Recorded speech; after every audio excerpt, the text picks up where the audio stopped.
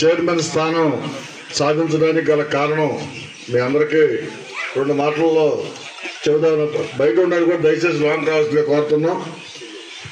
వచ్చి మీ కుర్చీల్లో కూర్చోవలసిందే కోరుతున్నాం.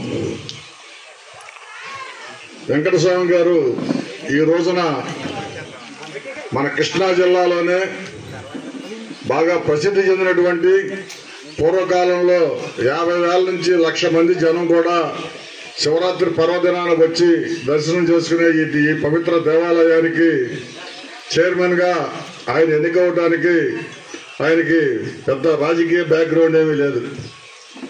ఆయన ఫ్యాక్షనిస్ట్ కూడా కాదు. ఆయన ఒక 50 మంది కుర్రాళ్ళను తీసుకుని తెలుగుదేశం పార్టీకి ఏదో విపరీతమైన బలం చేకూర్చే వ్యక్తి కూడా కాదు.